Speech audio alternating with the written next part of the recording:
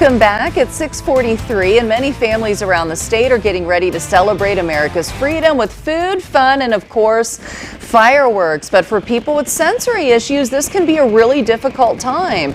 And joining us this morning is Dr. Kristen McCoy, Director of Autism Services at Daymar. Thank you so much for being here to talk about how we can help people. But first, we should say it's not just autism, it can be vets and too, right? Absolutely. Yeah. Sensory needs really can happen to any individual. And I was assuming that sensory means only too loud, but sensory issues can be the opposite as well. Absolutely. So people can either be sensory seeking or sensory avoiding. So somebody that's sensory seeking can actually be a little bit more risky at this time of year because they might go toward fireworks. You know, if somebody's holding a sparkler, they may not recognize that that could be unsafe and they just want to go toward that light, that flash. You know, so that could be something that could be kind of considered dangerous. I would have never thought of that. Yeah. What are some ways to prepare? Yeah. So one of the things that seems really, really simple, but for kids or individuals that really don't like the loudness of fireworks, watching fireworks on YouTube and just kind of starting out with a low volume and slowly increasing that so that they're more aware of that.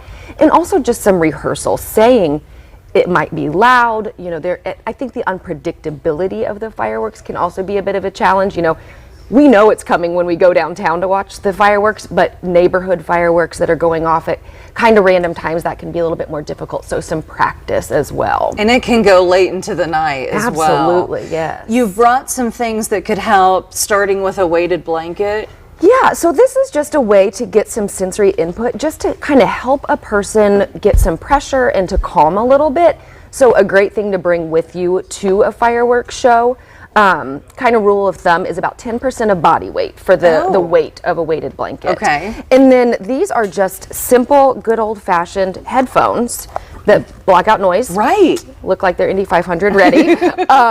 And then fidgets, something to do with hands. You know, we all kind of mess around and not quite sure what to do with our hands sometimes. So just something to kind of distract and allow somebody to have some sensory input while they're waiting.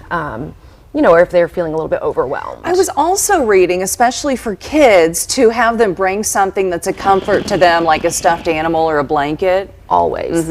Yes, that's always a great rule of thumb. Anybody that is sensory seeking, it's great to have something that can provide some comfort to them anytime. You're an expert in this. Are there some people who should really avoid going altogether?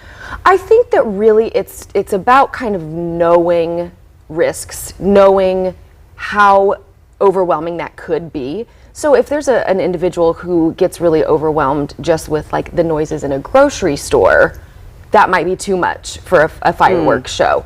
But again, also, you know, if they've done a lot of practicing, a lot of rehearsal, they may be able to go. So I think it's really just somebody knowing themselves or knowing their loved ones. And also maybe be a good neighbor. If you know your next door neighbors with someone who deals with this, don't do it. Absolutely. Yes. Be respectful. Thank you so much for coming in. Absolutely. Great advice. Thanks we really for having appreciate me. it. There's a lot of people to think about, you know, when holidays come up. If you want more information on this, go to fox59.com/links.